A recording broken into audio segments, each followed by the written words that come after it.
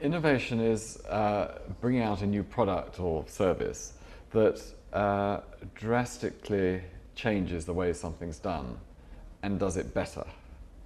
And it's really the performance of something, how something works, that is true innovation. If you can use less electricity, if you can change the way it's done, use less materials, do it quicker, faster, whatever it is, that's true innovation, a technical improvement.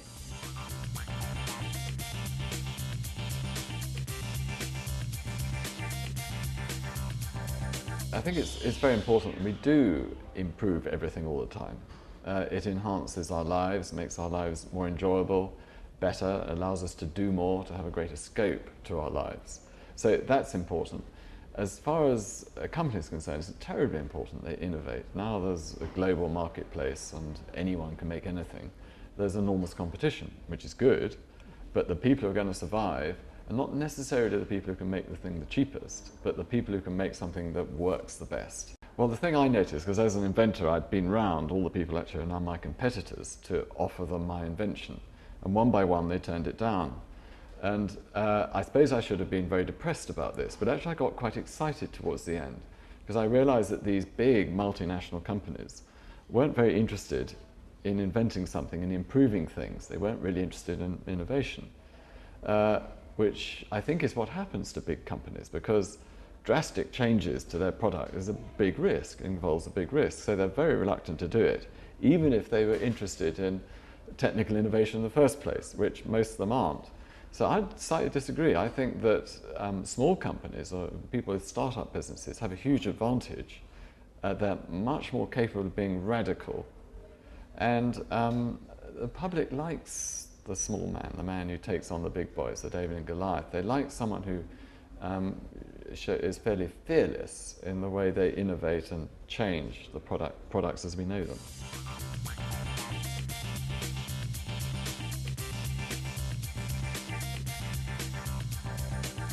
Well, Thomas Edison was the first inventor to understand the process of development of technology by iteration.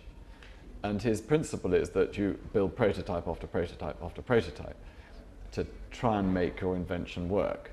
But what's very significant is that he only makes one change to the prototype every time he builds a new prototype. And because he's only making one change, he knows exactly why it worked or didn't work. So it's a process of discovery. So although it sounds very boring to build thousands and thousands of prototypes, it's actually fascinating because you are understanding what that single change does. It improves it, you get excited. If it doesn't improve it, if it's a failure, you actually get excited as well because you've understood why it didn't work. So as you go through this process, you build up this wonderful bank of knowledge about what does work and doesn't work. And you end up often with something completely different to the first prototype you started with. And it looks as though you've made an incredible invention. And actually all you've done is made lots of little changes all the way through your adventure until what you come up with is radically different.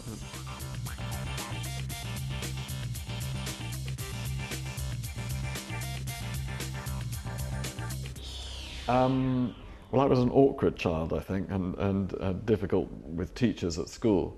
But I followed the arts. I did classics at school and went to an art school to learn about design because I was interested in art at school and I was quite interested in the practical application of art. So design seemed to be a natural thing to go to. But when I was at design school, I suddenly realized that the interesting things about products wasn't particularly how they looked, although that is important. It's how they work. It's the technology used in them and the engineering that's important. And then I realized that technology or new technology is about inventing things. So I'm a mature inventor in that sense. I didn't discover my interest in it till halfway through my life at college. But I think some people come to inventing by being a scientist, and that's brilliant. I'm the other sort, I'm an artist, but I understand the value of invention, and I'm willing to try something very different, to do the wrong thing, wrong thinking. A scientist might have difficulty doing wrong thinking, so scientists will tend to think the right way of doing something. The advantage I have is that all my thinking is wrong thinking. And so I start from a different point. And starting from a different point is interesting because the first thing you do is have a failure, a terrific failure, because it's the wrong thing. But in that learning process, why is that failed? I start on a different track. My track's a very different track to his track. Now, sometimes it'll be a complete failure and I'll fail, but sometimes it sets me on a track which actually succeeds and is very unexpected and not capable of being deduced by one skilled in the art, which is the maxim of a patent. So by not understanding the correct scientific way of doing something, I'm having a different approach. And I'm very lucky now because I've got very capable scientists, so I'm able to challenge their way of doing things and persuade them sometimes to try a completely stupid or wrong way of doing something to see what happens.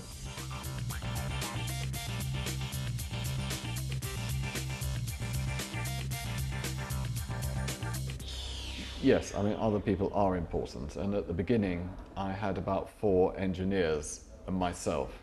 And engineers are very good people to have around you, and they're actually surprisingly good at things other than engineering. I think it's their training teaches them to be very deductive. So when it came to selling our vacuum cleaner and manufacturing our vacuum cleaner, it was engineers doing it, not professional manufacturers and professional salesmen. And that was fine for a while. And then there became a point where I had to hire specialist salesmen, had to hire specialist buyers and production men. In any case, the engineers wanted to get back to engineering. But I am a believer in naivety. And I think a lot of scientists, engineers, or inventors think they need businessmen to start a business, or professional salesmen, or professional this and that. You don't. I think if you're intelligent, you keep thinking and keep innovating. I mean, not just about the product, but about ways of doing business, ways of selling, and ways of treating your customers. Mm-hmm. So I think if you think intelligently and approach it in a naive way, you could be very effective. And what is a businessman? I mean, he usually comes from one of the professions, so why can't he be an engineer? Why can't he be the person who thought of the product, who had the marketing sense to see the need for a product? So he's already a marketeer. Mm-hmm. He's probably a good salesman because he's very passionate about his product. Mm-hmm. If he's made his prototype, he understands manufacturing. So the inventor, the engineer, the creator of the idea has a pretty good spectrum knowledge of what he's going to do. So I would encourage inventors to go into manufacturing, to go into selling, because they'll do a very good job of it.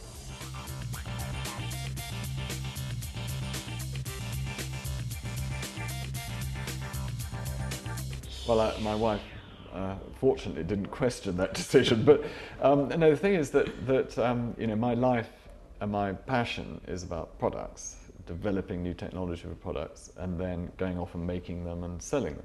That's what I want to do. I'd done the sea truck and enjoyed it enormously. It was a great success, but I wanted to do something on my own. I'd done that with another great inventor, a much better inventor than me, who had made a great success with a business, and he invented the sea truck, and I came along and engineered and designed it and learnt all my mistakes, if you like, with them. And I wanted to do something on my own. It was my own invention and do it on my own. So tell me about the first invention, the Ballbarrow. Well, the Ballbarrow, I mean, I've been using a wheelbarrow at home, building my first house, not exactly building, but doing it up. And I used a conventional wheelbarrow and just got thoroughly irritated with it. The narrow wheel sank into the soft ground and the metal bin rusted and cement stuck to it. Just about everything about it irritated me. So as I was doing all this hard work, I started thinking up solutions to solve all the problems. And previously with the sea truck, I'd been selling to the military and big oil companies, construction companies. But I wanted to sell to real people, something they could use at home. And my dissatisfaction with the wheelbarrow led me to want to do a wheelbarrow.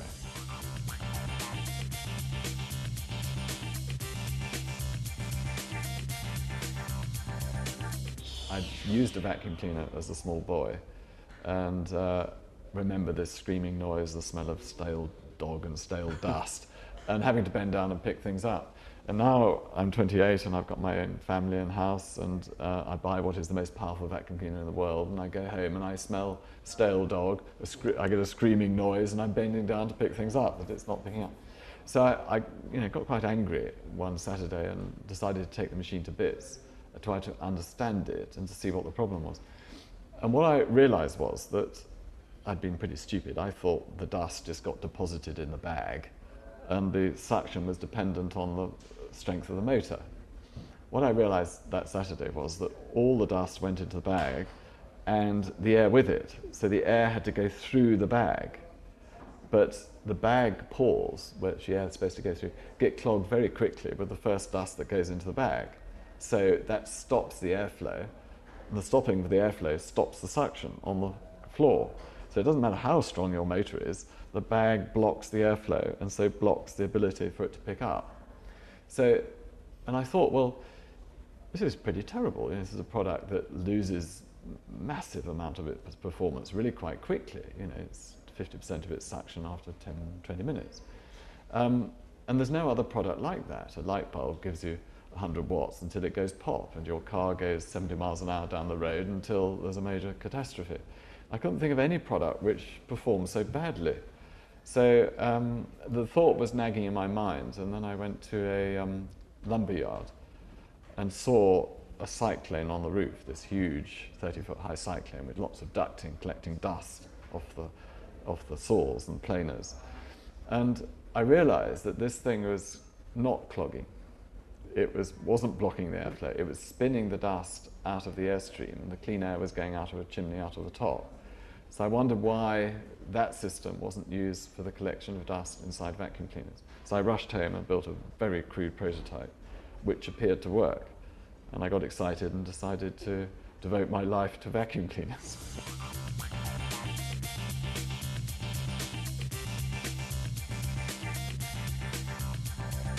I think they were very suspicious of inventors by this point.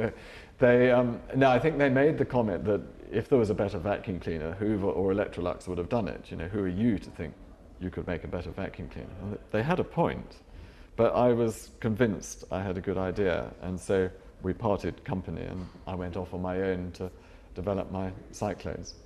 Yes, it forced me to do it on my own. It forced me to start again, and I got my first taste of failure, rejection, which probably helped because I knew I'd have to fight to make this one work. And so when I ultimately approached companies to try and get them to buy my technology and they rejected me, I was used to failure by that point, used to rejection.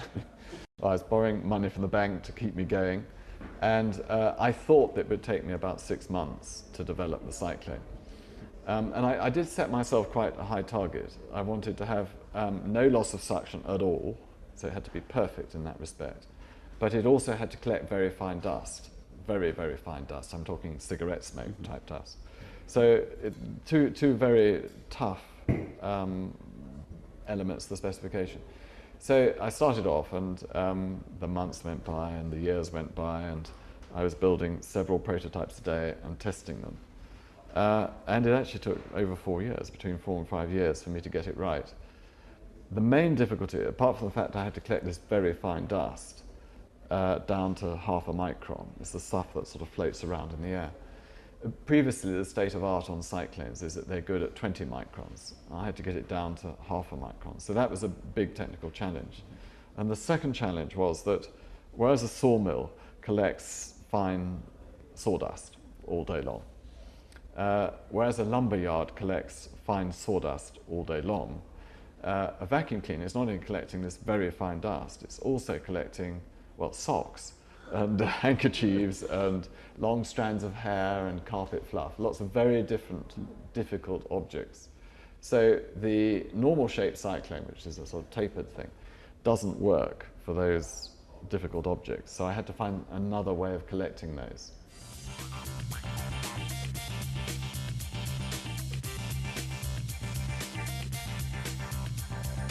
Well, the problem was that I'd spent 5 years developing the technology, borrowing money from the bank, so I already had the maximum overdraft. So in deciding to go into manufacture, I didn't have any money. and I was heavily overdrawn with the bank, so there wasn't a question of me putting any money in. I had to go and try and borrow it.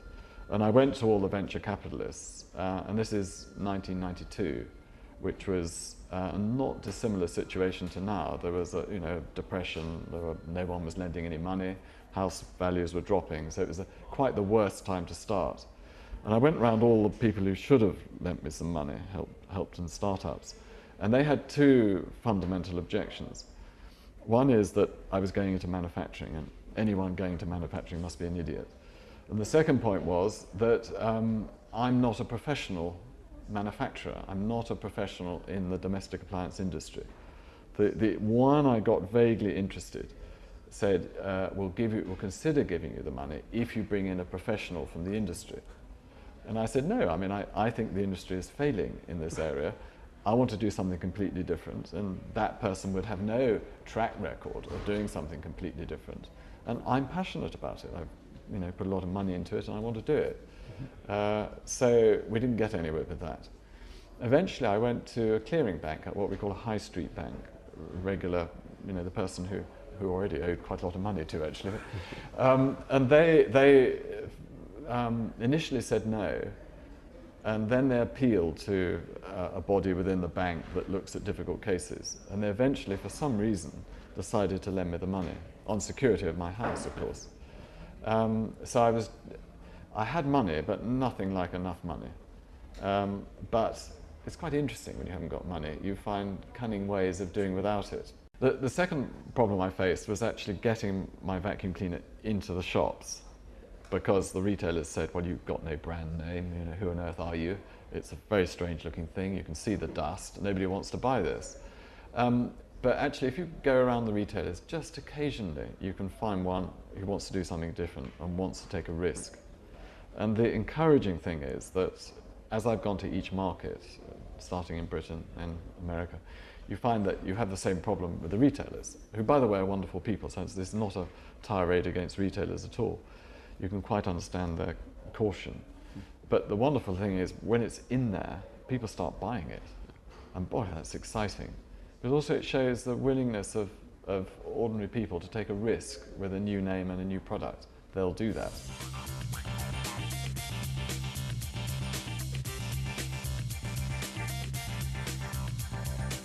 Yes, I mean, I had 5,126 failures. But no, prototyping, I mean, it sounds tedious, but actually it's incredibly exciting. You build a prototype to test the technology. You don't build the entire vacuum cleaner. You just build the bit of it that you're wanting to test, and you find a simple way of testing it. And then you start building prototypes and making one change at a time, and you start that whole process of discovery, of learning, which is absolutely fascinating. And it makes you the world's expert on that particular thing in a very short space of time, even though you knew nothing about it when you started. Yeah, my very first prototype, just after I'd been to the lumber yard, I rushed home to build a sort of 1 foot high model of the 30 foot high one I'd seen. And I built it in cardboard and gaffer tape, and taped it onto an upright vacuum cleaner and pushed it around, and it appeared to work. So I claim now I was pushing around the world's first bagless vacuum cleaner. I didn't know all the problems at that stage. All I could see was that it appeared to be working. I couldn't see dust flying out of it. I was collecting dust in the bottom of it. So it was a very imperfect vacuum cleaner, but it's the first prototype. Then when I started building my cyclones and making them taller, wider, different angles, different sized exit pipe, different sized entry pipe, and so on, that's when the complication started. My process of making it very, very efficient, and by loading lots of different things into it, different types of dirt, discovering where it worked and where it didn't work. So sometimes at the beginning, the job appears easy, and as you get into it, you suddenly realize what a terrible mess and what a difficult job you've set yourself. But the point then is to get excited, and you get excited because it's a bit like going on a long distance run, and 3/4 of the way through, you wonder if you're going to finish. But everybody feels like that, and that's the point where you have to accelerate and get to the finishing line. And so it is with inventing. Suddenly you've got a multitude of problems, you haven't got a solution, but you dig down and you get stuck in and you start building prototypes, start trying things out, and suddenly things start to become clearer and you start to get nearer to the end. And because it's difficult, because you are making discoveries all the time, no one's done it before, that's why it's difficult. It's going to be difficult. It's going to be almost impossible. I think the first thing about developing new technology is that it's often very difficult to make new technology better than something that's there already. You may have a gleam in your eye that the new technology will ultimately lead to something much better, but to make it much better than something that's been honed over the years is very difficult. For example, we've got a new technology electric motor that's miles better than the existing electric motors, but it's very expensive to make. So our challenge is to get the cost down. So the process of development, of research and development, so as you build each of these prototypes, you make one change at a time. You've got to be very clear what you're trying to achieve, and you mustn't stop until you've achieved it. It's got to be perfect. And so you're watching each of these variables, you're recording it. You then tend to produce graphs or some form of visual display to try and understand it, because it's not always immediately obvious which bit's working and which bit isn't. And often there's several variables you're looking at. So drawing that graph, the way you subsequently display the results, and then your analysis of that often gives you the clue as to where you should be going. Yes, no, there are stages. There's proof of concept and technology displayed and things like that. They've all established a very good system. I don't quite understand it, but really what you're doing is proving that your technology idea works. And that's probably the most difficult stage. And it's the stage which usually has the most patents attached to it. So that's the first thing. And you, as I say, you don't do that with a complete product. You do it probably with the bit of it that you're inventing. And that prototype doesn't look like the real thing. It doesn't have to be made of the right materials. It just merely has to prove the technology. You then go on, so that's stage one. So I've now got my scientific principle, whatever it is, working. You then try and incorporate that into a product, realizing that other things will happen when you do that. Variables will start to come in. So then you try and produce an entire product in prototype form, probably again not worrying about how it looks or worrying what materials you're making it from. And nowadays we use all these object printers and SLS prototyping, various things, rather than hand building prototypes or even machining prototypes. So we've got lots of fast ways of doing it. So we can get quite quickly to seeing a product, incorporating all the technology and working as a product. We're not too worried about what it looks like at this stage. Okay. So we get that to work, and then we say, well, now how would this be as a complete product if it were injection molded or machined or whatever the manufacturing process is? And that's quite exciting as well. That's another great phase. So you end up with a fully functioning and visually correct prototype. And actually this one I've got here is a good example of that. That's not produced on production tooling. This is all rapid prototyping, this entire product. But I can put it on a test course. I can get people to try it at home. So it will perform and behave exactly like the manufactured product. You want to get rid of your problems before you've tooled up, because once you've tooled up and you've produced the tooled up model, you can't make any changes. So you've got to get it right on the prototype. So this is a really, really critical phase. And you've got to listen to and go and see how it's used in the home. You've got to beat it to death on the user course. And then you discover what's wrong with it, and there will be lots and lots of things wrong with it. And you then make those modifications still in rapid prototyping. And then you go and test them again. And there may be 3, 4, 5 stages to that. And only when you're absolutely certain you've got rid of all the problems, the technology works, the product works, it doesn't break, people like it, only then do you order the very, very expensive tooling to make this type of thing in mass production.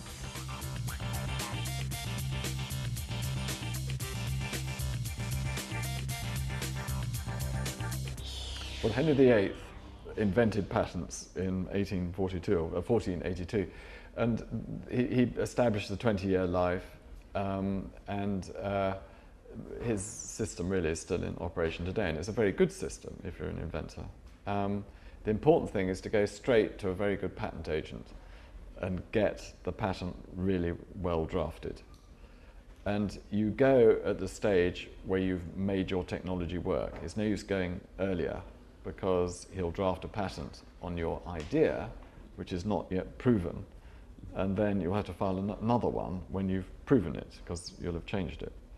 So the important thing is to only go when you've made it work, you've reduced it to practice, and you've got it working, and then go to a good patent agent.